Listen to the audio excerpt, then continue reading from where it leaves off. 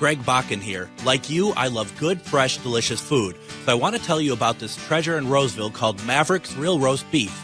Maverick's has the best roast beef sandwiches I've ever had. Made fresh, every order. Add fries or onion rings dropped in the fryer when ordered, and you have a winning combination.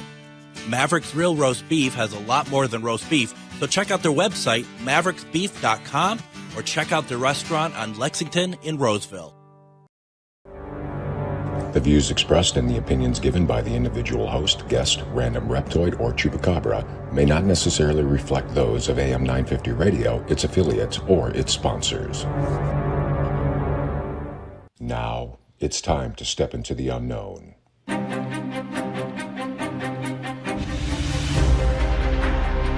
There are things people experience but never talk about. A shadow moving in the corner, flickering of the lights, a disembodied voice. We invite you to talk with us. Share your story, share your experience, because this isn't just your story, this is our story. This is GhostBox Radio with Greg Bakun. And this is GhostBox Radio on AM 950, where every night we talk about the paranormal, ufology, Bigfoot, and so much more. My name is Greg Bakun. Thank you very much for joining us tonight.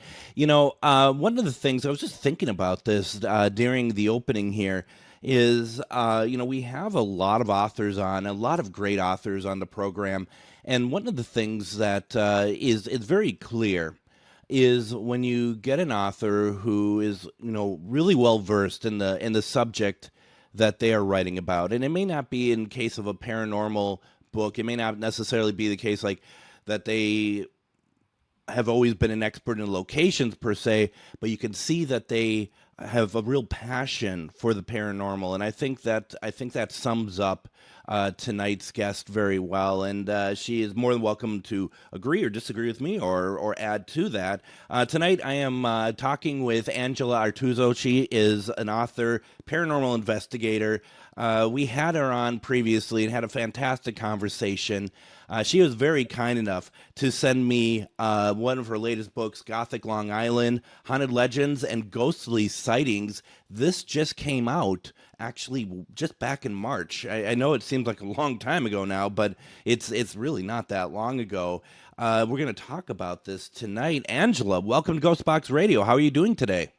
Hey, Greg. Thanks for having me. I'm doing great. Well, thank you very much for joining me. Last time that you were on, I just remember that we had such a great conversation, and the books that you write, and we talked about a little bit about the process of, where you came from as a writer, and that you had that you worked with Sam Beltrusis, and that you all kind of what was it, like a not writing course per se, was it, or is something?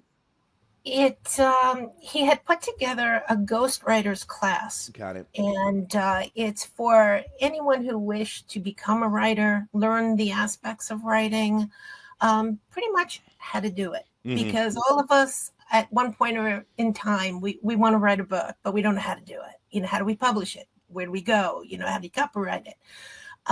Sam works with all of that, to teach new writers how to do those types of things. And we also put together as a class another book called Haunted Travels Anthology. So we just published volume 1, where we had a series of authors gather together, and Sam curated it. So that's out for release as well. That's right. Yeah, that's right. But yeah, so it was very funny how I got to the start of doing this. Was I had signed up to be part of the ghostwriters, and my first night of the class, I was contacted by a publisher to write for them. And it was just bizarre how it all fit together, because I wanted to go on to do screenwriting. I wasn't set out to write books. That's, I have a family of performers. So I always grew up with scripts around the house and whatnot. So it was just something I wanted to do. I wanted to write either a script or a screenplay. And then all of a sudden I was approached to write books. So here I am. the thing I find interesting about writing, at least when you look at the mechanics of it and whatnot, I, I I could be wrong, but I feel like that a lot of people consider it to be like it's for those who've never done it. Let's say it this way: those who've never done it, they think that it could be relatively easy. I can't imagine it being easy at all. I've thought about what would even take to write something, to write a book, and the process of it actually kind of fills me with a little bit of terror because it's like there's so many pieces to it. I don't know. It just th- has it ever been difficult for you, or has it always been relatively easy? Well, if you're writing about something you enjoy, something you know about, something you love, it flows. So the words on paper will come out.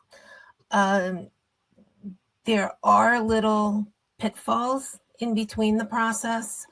Sometimes you'll get a severe bout of writer's block. I mean, I can't tell you how many times I began to write about a location and I couldn't find that first paragraph. I just sat there for hours, Yeah. just trying to begin. It just happens. I think it happens to everybody. And sometimes you need to walk away. You just step away from it a little bit, and then the creativity comes back, and then you can dive back into it. I mean, there were nights I went through almost half the book in just a matter of days. And then other times I would just sit and stare there for a month and not get something out. So it depends. It But you're right. It can be hard at times. and it's I think too that I may not be a writer, but I know bad writing when I read it as well, right? I mean that you can read stuff and you can see that either an author may not be there yet, or that they don't have the support around them to that you could be a very good writer, but you still need the editors and you still need certain, proofreaders or whatever else because it's your name on the book. It's their Right. name. Is their name as the publisher, and if they let the writer side down, it really. I mean, the writer is the face of it, and that would be very unfortunate. You do need someone to look at the book.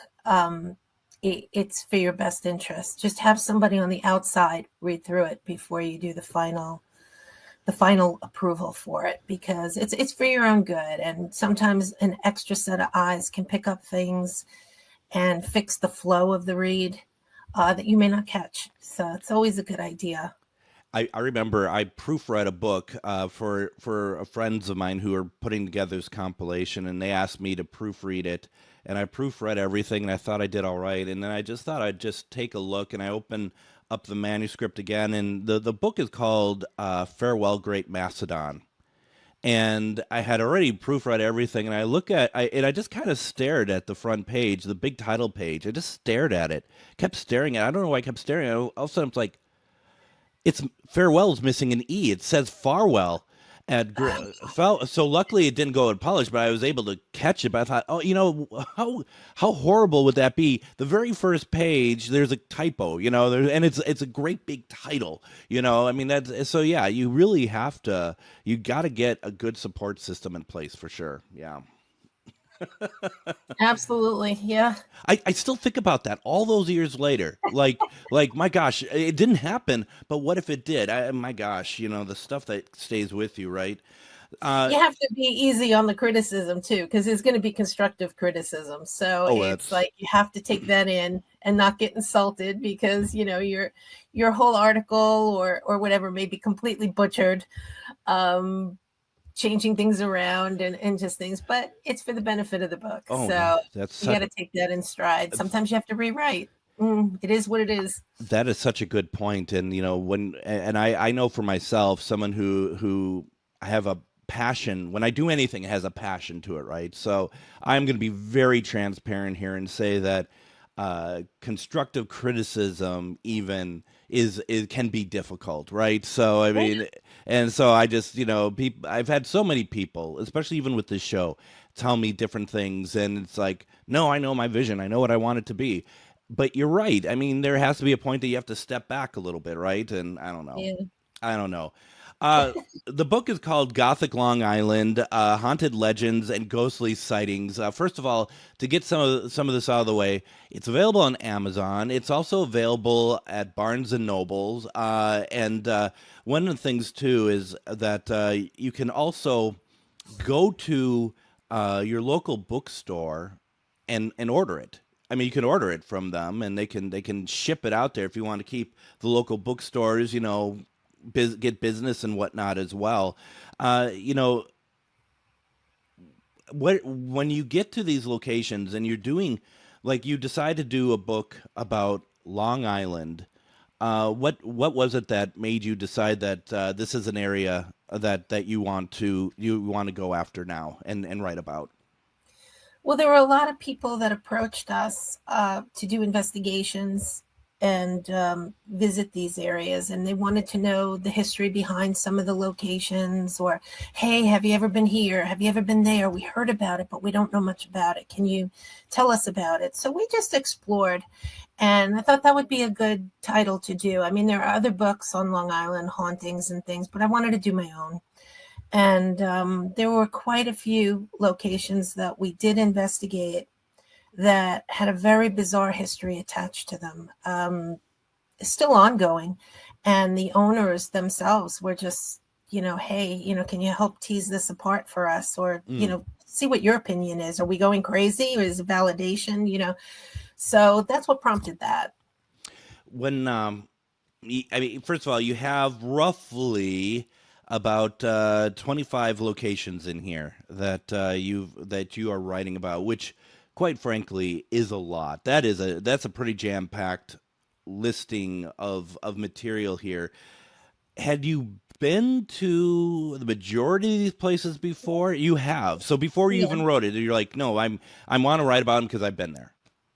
Most of them, yeah. There are some that I haven't been, but I've pretty much almost all of them. I think, there are a few that stand out more than the rest. Yeah.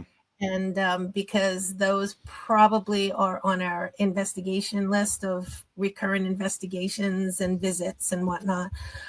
So they're slowly our favorite locations. But yeah, there's a lot. There's over 25 more that we could easily add to another book. I mean, there's a lot of locations on Long Island, and a lot of the difficulty too is having the locations grant permission to talk about them. So, that's another big thing. Yeah. I mean, there are places that want to keep it under wraps. They want to keep it private. So, keeping that in mind, there could be some that I had to forcibly remove from the book because they just didn't want to go public with it. But there are a lot. There are quite a few all throughout Long Island. That's a really interesting point too about the businesses that don't want to go public about it. Do you find that those are mainly like hotels, B&B sort of things, or are they like even? And obviously, I'm not going to ask what they are, but do you find that there's like a certain type of business that generally are the ones that don't want to go public about that sort of like any sort of hauntings or anything? Well, there will be schools, of course. Natural reason there. Churches. Yeah. Other restaurants, they don't want to scare their patrons. It doesn't matter. It could be a mixture of locations. It's not one in particular. It's just interesting too that, I mean, it all makes sense. I appreciate it and I respect it, and at the same time, I mean, people like you and I, this is our lives. This isn't a hobby. This isn't a hauntings, how really cool. So it's like when we walk in a place and someone says something's haunted, I mean, our first reaction really isn't going to be like, oh, how crazy. It's like, oh, okay, what do you got? So for people to be like, nope, we have to be careful about this because we are afraid people will not come, to me is a little bit alien, but I also, like I said, I respect that as well. Yeah, we don't want a business to lose business. No.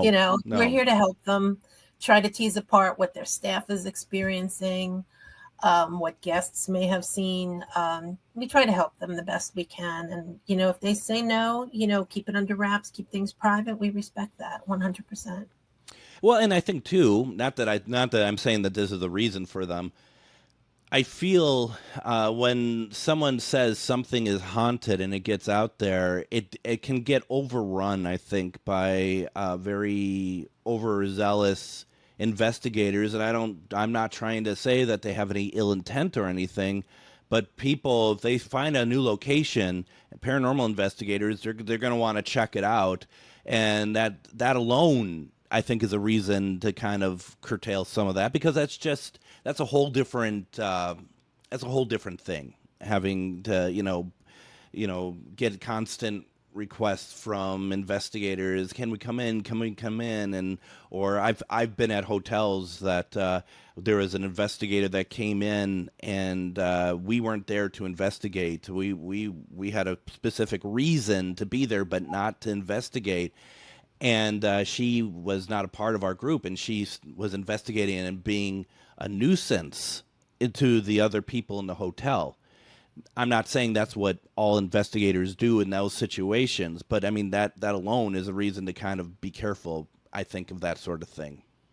It is. Plus, it ruins it for us too. Yes. So I've been in a location recently for my next book, which I can't give the title of yet, but when I was there, I was told by, the event manager and staff that people would sneak equipment in and try to do recordings all through the night, totally disruptive to other people there. So they were really hesitant to even address us being there to do an investigation because they didn't want another repeat scenario of what they've been going through for like the last year and a half. So it's tough because, I mean, you can be completely respectful, and then you have other people that just aren't, and they just ruin it for everybody else. That's been a problem in the paranormal for a long time. For a very long time. Why don't we go ahead and do this? I want to take our first break. When we come back, let's get into this book. Let's start talking about some of the locations here. I'm excited because there's so much to talk about, and I want to talk about how beautiful the book is as well. We have Angela Artuso with us. You are listening to GhostBox Radio on AM 950.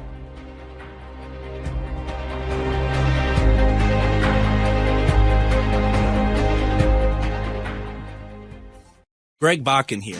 I've told you about the out-of-the-world roast beef sandwiches at Maverick's Real Roast Beef, but I haven't told you about their Philly steak sandwiches, turkey bacon avocado sandwich, BLT, crispy chicken, fish sandwiches, brisket, or pulled pork. Okay, you get the idea. They make a lot of delicious food to the same standard as their famous roast beef sandwiches, and now I'm starving.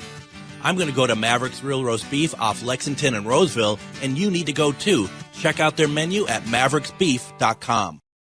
Have you ever met someone who not only can help you on a deep spiritual level, but also potentially change your life? Refined Divine is an extremely gifted psychic medium who travels the nation and lives right here in the Midwest. And she offers mediumship, mentorship, house and business parties, energy healing, palm readings, and so much more.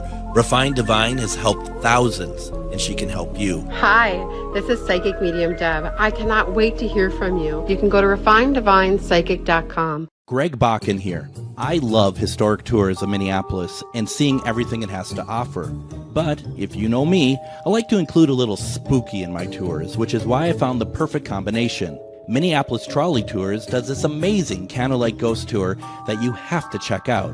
It's an extremely immersive experience. It's a trolley trip that starts out at a haunted mansion, traveling around Minneapolis locations exposing ghost stories that the public and business owners would rather left untold. Then a tour of the aforementioned haunted mansion where ghosts of past residents from the 1800s reside, plus a lot of surprises to discover. Next, experience Gertrude's After Hours. Did I mention Gertrude is the mansion's most famous ghost? Maybe she'll show up. And you finish up the tour at Gertrude's Lounge in the haunted basement of the mansion with refreshments and Q&A. The trolleys are climate controlled and the mansion is restored to perfection. Check out MinneapolisTrolleyTours.com for more information.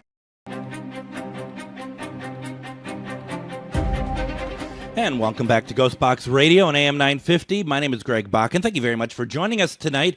Tonight I have with us author Angela Artuso. We're talking about Gothic Long Island, haunted legends, and ghostly sightings. And this book just came out in March. You can go ahead and get it on Amazon or Barnes & Noble. I do want to say, though, that I do have an affiliated link for the book on GhostBoxRadio.com under GhostBox Book Club. So if you get it through my Amazon affiliated link, you would be helping the show directly, and I would greatly appreciate it. And, folks, I just want to say before we get into the meat of this thing, Angela, I just want to say how beautiful this book is. And before the show, you and I were kind of talking, and I talked about how much I just love a well-put-together book. And you have so many wonderful pictures in here, including pictures of activity, of stuff that people should be taking a look at and seeing for themselves. What do they think about some of these pictures? Beautiful color photos, just really nice. I just want to say nice job to you and the publishers putting this together. I love this. Thank you so much. It means a lot. Thank you.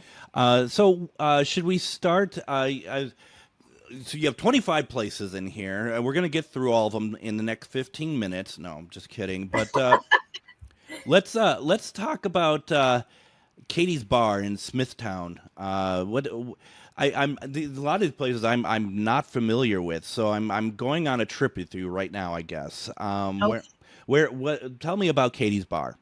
Okay, Katie's is a hot spot. Everyone on Long Island knows Katie's Bar.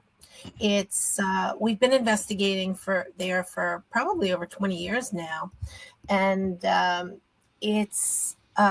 it has such a long history attached to it, and it was featured on a lot of television shows. It was also part of Paranormal State was there for a while in the earlier years. Chip Coffee, it goes on and on.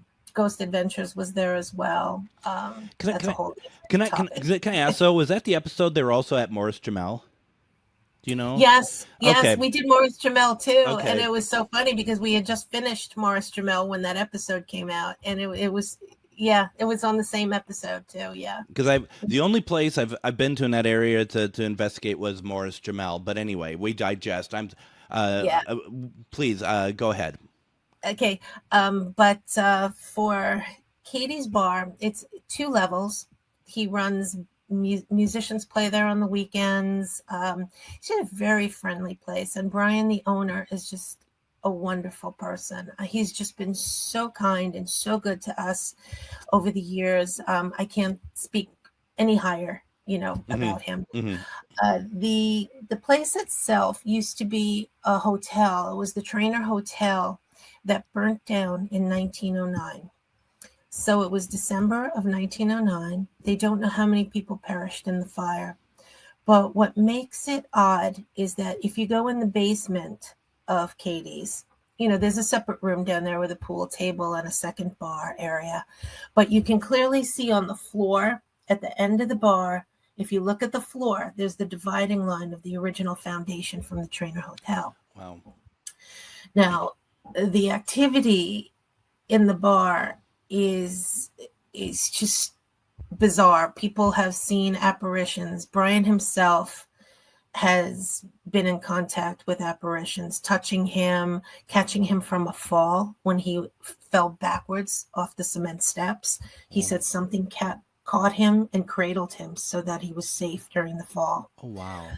It just goes on and on. I mean, there was like a mass that you would see coming up the basement steps up to the main bar area.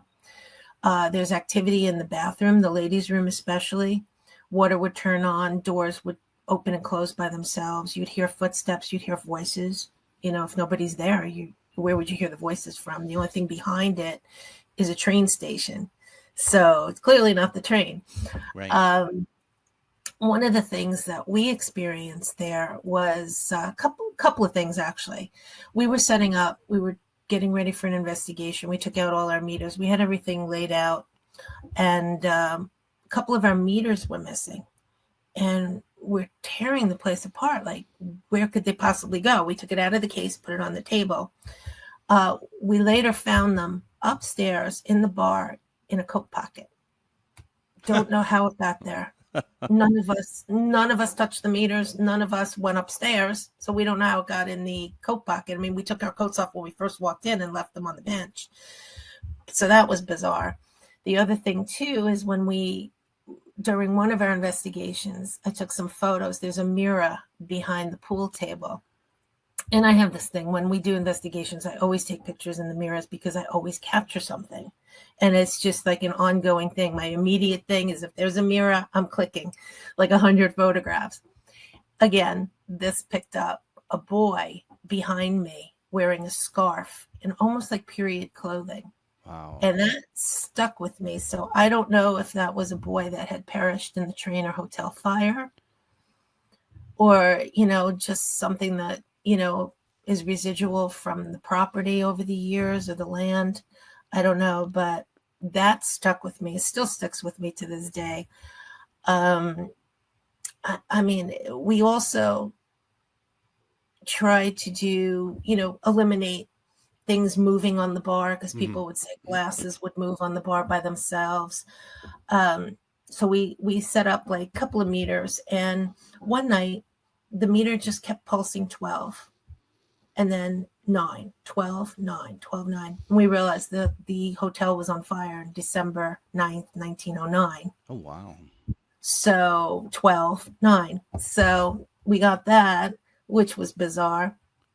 And then a major claim is in the upstairs bar. The soda jerks would come out of their holders all by themselves, even captured on security camera. So that's probably even on YouTube. So if you search Katie's Bar, you might come across that video. And while we were there, the wine glasses that are in the overhead racks, and this even happened the night that we went there for the premiere for the Morris Jamel episode with Katie's Bar. Mm-hmm. We were watching it. We all gathered at the bar for a watch party. And we're talking with the bartender, and all of a sudden the glass just came out and smashed right in front of us, all by itself, lifted and slid.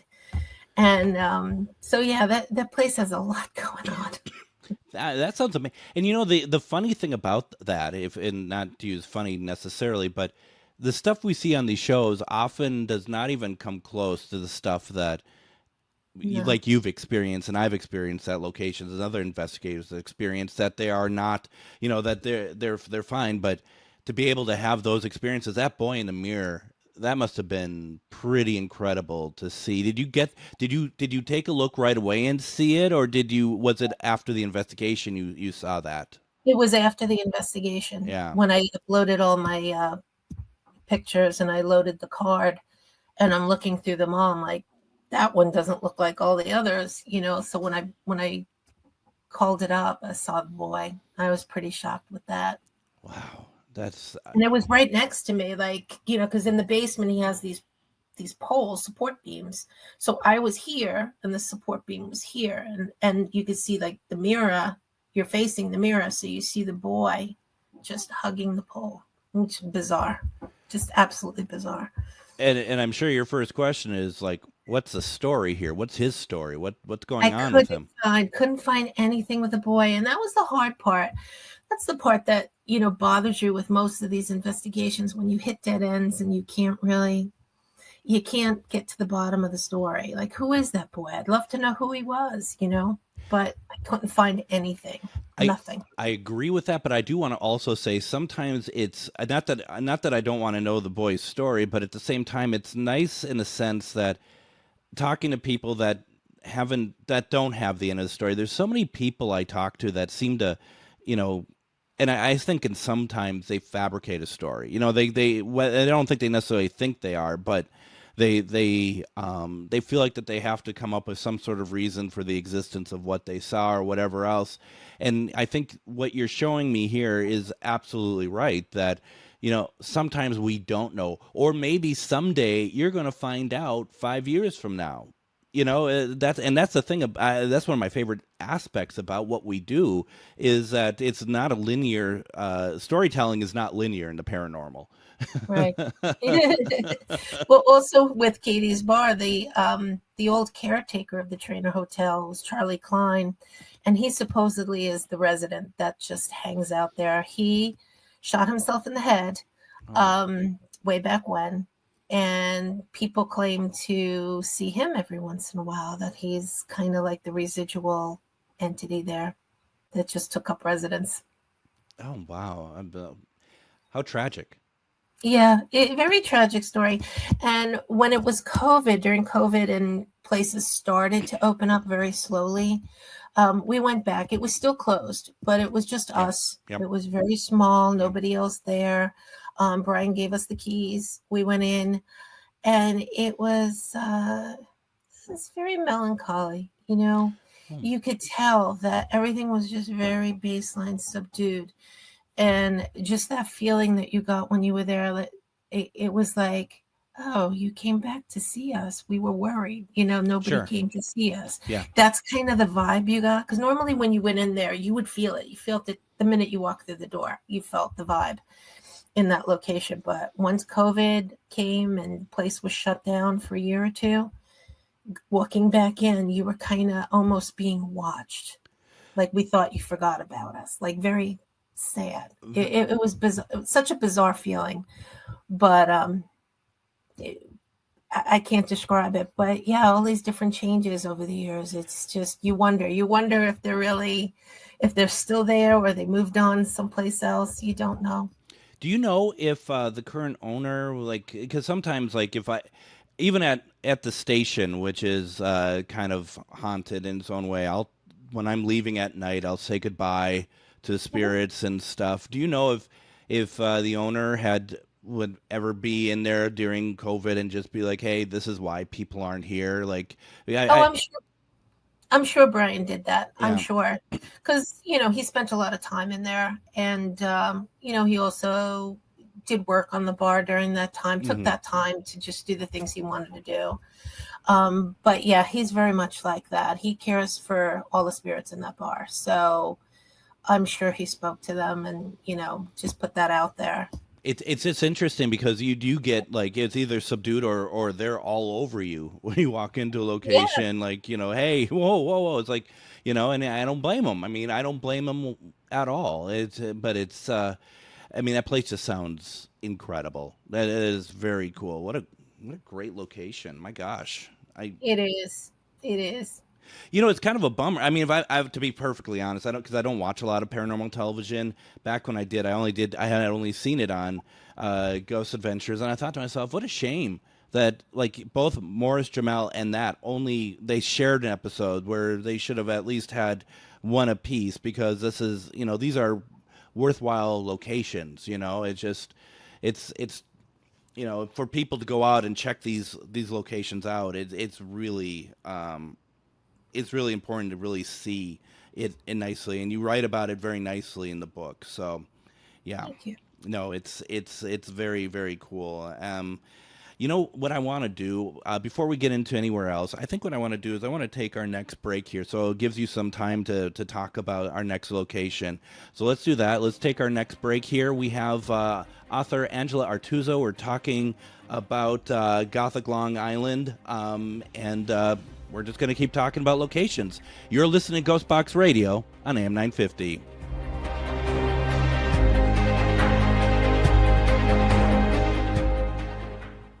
Greg Bakun here. I've told you about the out-of-the-world roast beef sandwiches at Maverick's Real Roast Beef, but I haven't told you about their Philly steak sandwiches, turkey bacon avocado sandwich, BLT, crispy chicken, fish sandwiches, brisket, or pulled pork. Okay, you get the idea. They make a lot of delicious food to the same standard as their famous roast beef sandwiches, and now I'm starving.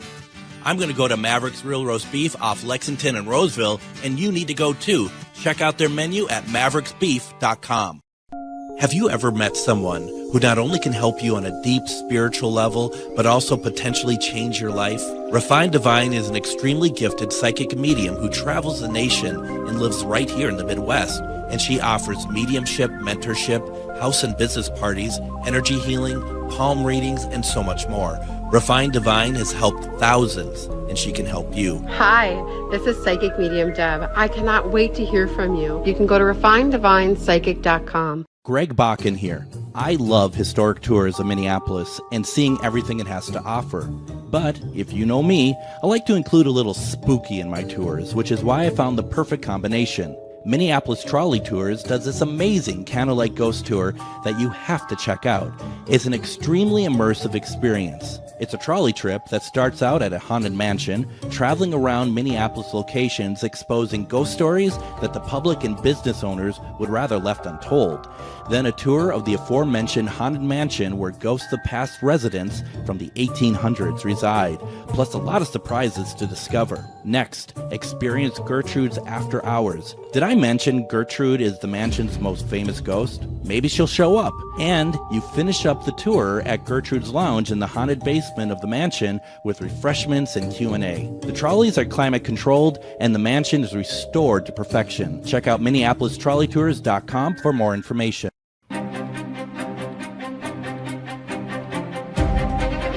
And welcome back to GhostBox Radio on AM 950. My name is Greg Bakun. Really appreciate you joining us tonight. We are talking with author Angela Artuso. We're talking about Gothic Long Island, haunted legends and ghostly sightings. This book is available on Amazon as well as Barnes & Noble. Once again, I have an affiliated link over on GhostBoxRadio.com under GhostBox Book Club, where we have a whole bunch of books from past authors who've been on the show that if you are in the mood to check out what we have there and maybe pick up a new book or two, that'd be greatly appreciated. Also, real fast, one of the things that I'm glad that, Angela, you reminded me of this before we got you back on here, is also the idea of when you go to like a Barnes & Noble or Amazon to leave a review, leave some stars, because that's what's going to get more people to find out about your work, isn't it? Yeah, it helps, and it keeps the book readily available as well. Yeah, no, and this is well worthwhile. Once again, the book is called Gothic Long Island, Haunted Legends and Ghostly Sightings. Angela, where do you want to go next? Oh my gosh. I have so much to talk about. You do. You do. Let's try our other favorite haunt. We have a couple. I'll squeeze them in here. For a restaurant, we have the Harbor Mist Restaurant that's located in Cold Spring Harbor. And we spoke to Sylvia and Michelle at the restaurant and the owners as well, that they do have a haunted history behind them. And when we stopped by and visited the location initially, there were different reports. There were reports of activity in the upstairs dining room. The bartender, Michelle, had seen a face in the window behind the bar. And she showed us a photograph that she had taken, and it was a human face, but it didn't match up to like a shadow reflection or anything from the outside. It just was a very bizarre looking face, and we could not find the source of that, and it never happened again. Like we couldn't recreate it or anything, so that was bizarre. The location itself sits facing the water. Years back, it was a brothel, and old sailors used to stop by for a drink and have a little fun upstairs.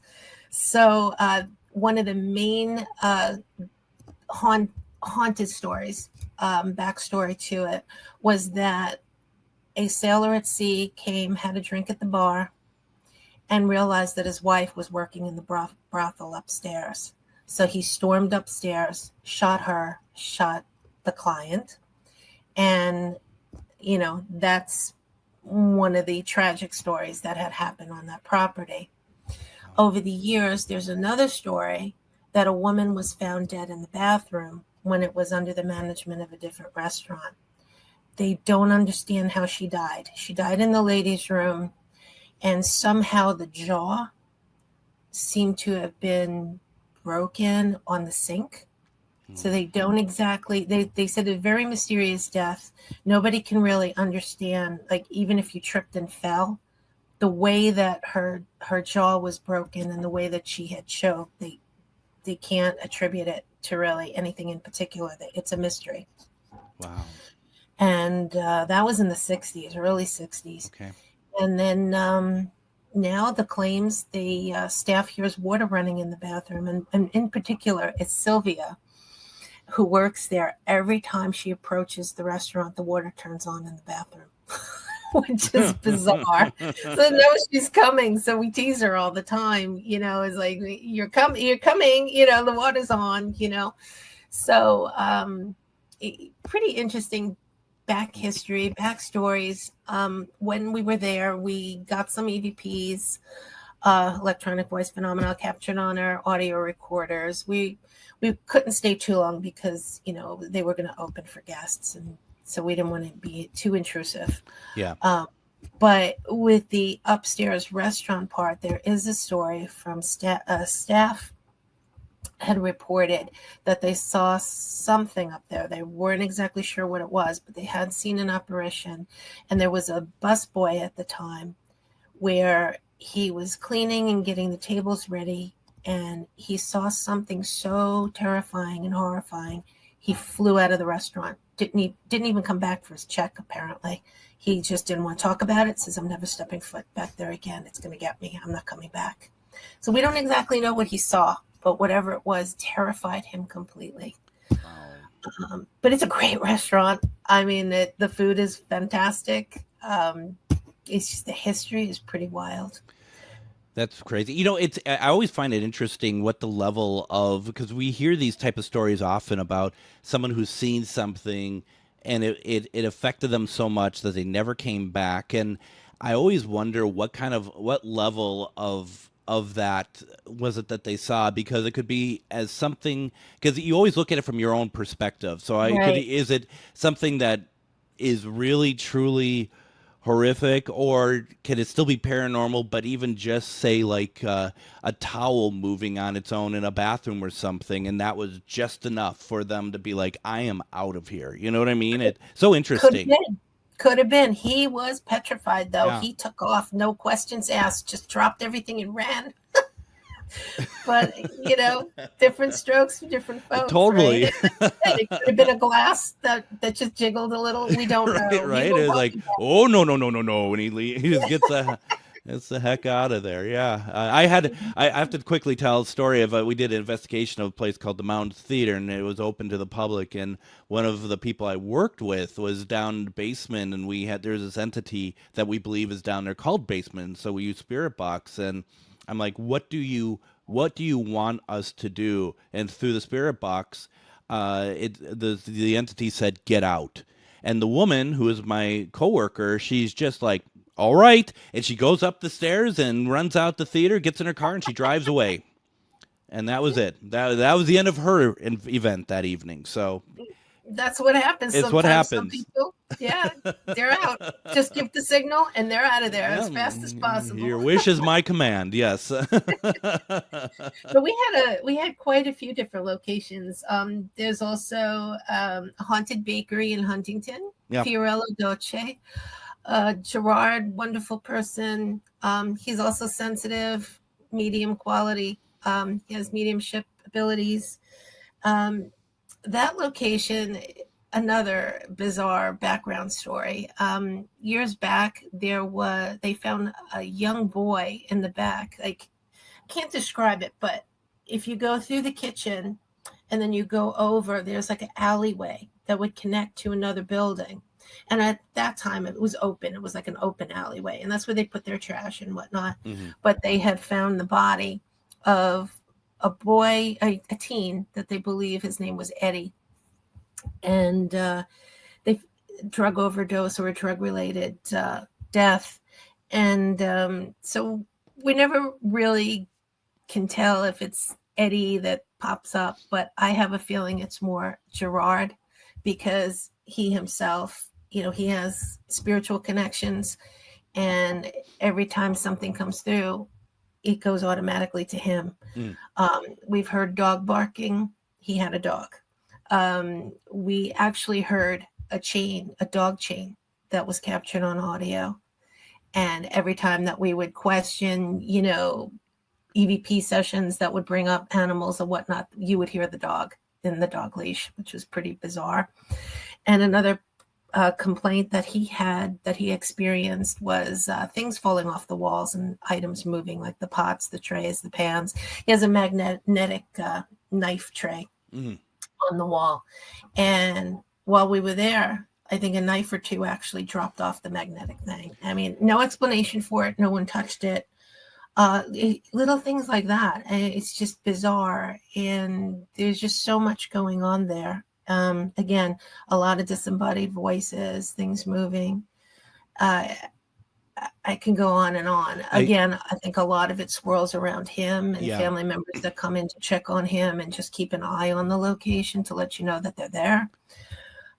We also had another interesting, there's a cute story that I just wanted to mention. There's the story of Roxy, the Long Island Railroad dog. Okay. And not many people know this, but this was a homeless dog that just rode the Long Island Railroad years back. And sometimes people think they hear a dog barking on the train. You think nothing of it, but it could be Roxy. He was adopted by Roosevelt. And the story is that, he was given a special badge that he could ride the trains unlimited for the rest of his life. He was like the resident train dog. But some people claim to have heard an invisible dog barking. So I thought that was a cute story. So not exactly your classic ghost story, but I love it. And why not, right? Why not? I love that. That's great. And I was going to say the magnetic knife holder thing, that's just stuff from Final Destination. You're asking for trouble when you have that going on there. I just kind of sit down and do you just lose magnetization? Right. Like, how does it happen? Oh my gosh, no, that's amazing. Apart from here, and I would say we have about 6 minutes left here. Mm-hmm. Apart from the places that you mentioned, are there other places? I mean, there's 25 just in here. You said that there is a lot more too. When you talk about this book, and what's a location that we haven't mentioned that just comes to mind immediately for you? From the book? Sure, let's say from the book. The Execution Rocks Lighthouse.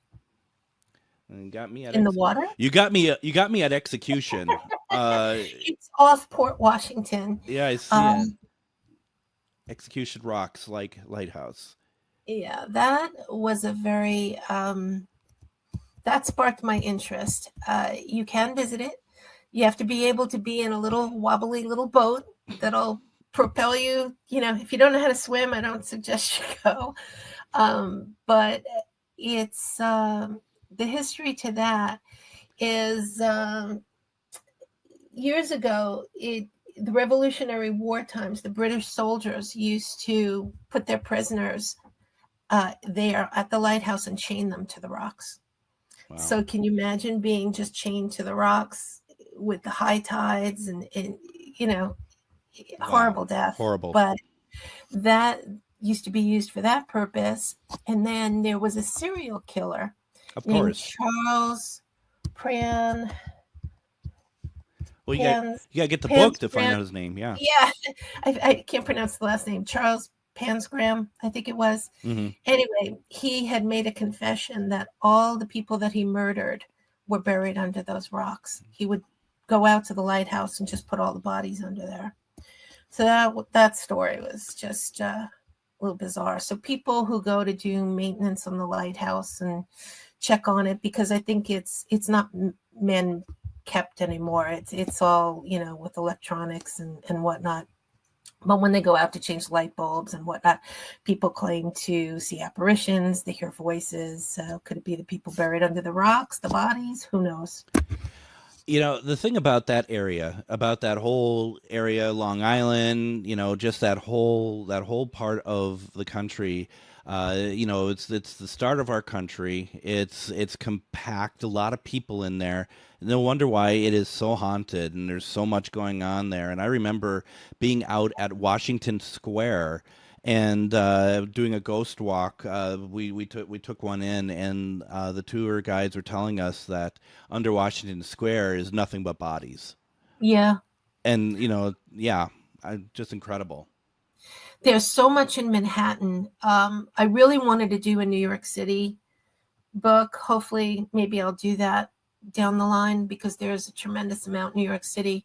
But again, it's an area where a lot of people don't want it publicly posted, so it's tough. I mean, we did quite a few locations. There was a mansion that we did, and it was just we had activity in the penthouse all the way on the top, which seemed to be the spirit of a little girl who was run over by a horse and carriage years back. Oh, wow. And that's what we had gotten on the questioning and the EVP work that we had done, the dates we got, the names we got, and we were able to verify it, that there was a young girl that was killed by a horse and carriage on that specific date in that specific location. So there's a lot. And even the new Freedom Tower, which is on the site of the World Trade Center, if you go at night, actually anytime really, it makes this eerie howling sound. And I can't describe it. Again, it's posted on YouTube. You can hear the sounds yourself if you just search unusual Freedom Tower sounds. People say that it's the way that the tower was constructed with the wind and whatnot. But it's weird, because even when the Twin Towers were there, you didn't hear that. And that, would have more wind tunnels, I would imagine, more so than one tower. But interesting to check out. If you go to YouTube and just check out those sounds, they're very eerie and they're loud. I will, and I have to say real fast, Washington Square, just up the street from there, and I can't remember the name of the warehouse that's no longer there, but it was a place that a lot of women worked sewing and stuff. Yes, the sewing factory, burned down, factory or something like that. Yep, and that's the reason why we have so many fire codes these days, because of that. But I was outside where the building was, and I did a spirit box session, and through the spirit box, a woman is saying fire, and it just is. I mean, like you said, that whole area, you can't walk anywhere without some sort of paranormal activity or paranormal or story. Even just say a story. It's incredible. Every block is a story. Every block is a story, truly, very much so. Once again, the book is called Gothic Long Island, Haunted Legends and Ghostly Sightings. It is available on Amazon. It's available at Barnes & Noble. Once again, you can go to your local bookstore and ask them to order it in. It's well worth it. Or you can go to GhostBoxRadio.com, Ghostbox Book Club, get the affiliated link there as well. Would greatly appreciate it. Angela, this is fantastic. I love this. Thank you so very much for taking the time and talking with me today. Thank you so much for inviting me. I always love talking to you, anytime. Well, likewise, and please let me know when you got something else that you want to publish and get out there. I'd love to spread the word if possible. I will, for sure. Thank you very much, everyone. Thank you for joining us. We'll be back tomorrow. Have a great night.